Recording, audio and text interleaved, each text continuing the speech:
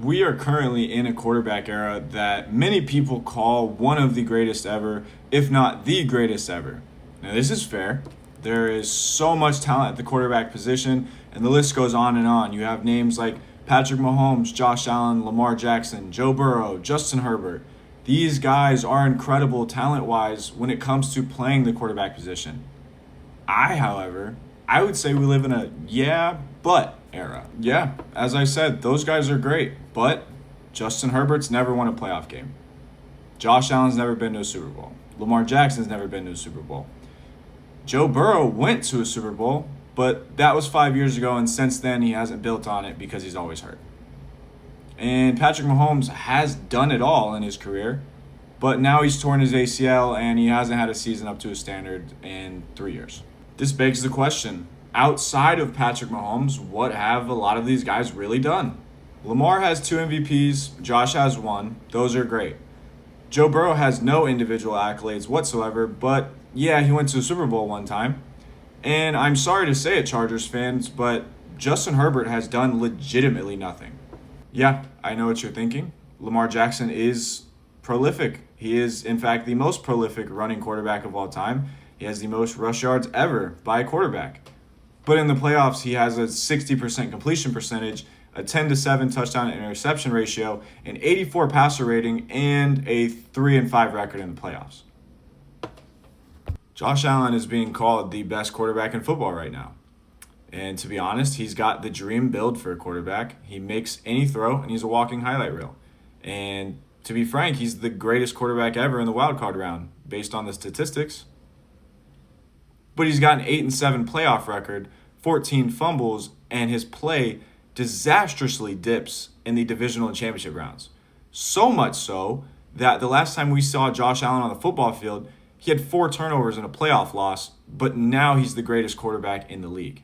Joe Burrow was the number 1 pick back in 2020, having come off the best college quarterback season of all time. He's got a great football IQ. He's very accurate. He can lead comebacks, and he was seen as the guy that was going to turn the Bengals franchise around. He even had an MVP-like season in 2024, throwing 43 touchdowns and 9 interceptions. But we haven't seen him in the playoffs in 4 years.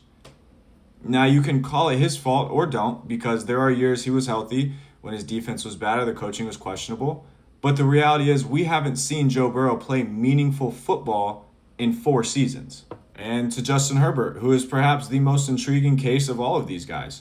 He's like Josh Allen in the fact that he's got the dream build for a quarterback. He can make any throw, and he came into the NFL setting rookie passing records. He can do anything on the field, is what they say. I say, yeah, but he can't win a playoff game. You might say he had bad coaching his first few years, and that's why he hasn't won a playoff game.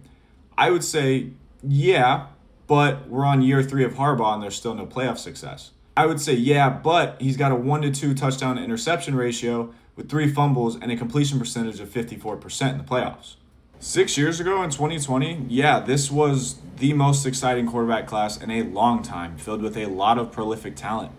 But we've seen these guys' careers play out a little bit. We've seen the lack of success they've had when it came to meaningful football. So now we're getting to the point to where these guys have to face the music at some point. Now, maybe these are team accomplishments, and it shouldn't just fall on the shoulder of the quarterbacks. But what do we do in sports? We judge the stars. We don't judge a garage by the Honda Civics or the Chevy Cavaliers. We judge it by the Lamborghini sitting in between them. That's just how sports work. In the NBA, we judge LeBron for his finals woes and his successes. We give Brady the nod for his Super Bowl wins, and we tear him down for the losses to Eli Manning. And in Game 7 of the World Series, if the Silver Slugger goes 0 for 4, we're going to question him as well. It's just what we do in sports. Is it fair? Maybe not, but it's the reality. And the reality is that we live in a but quarterback era right now.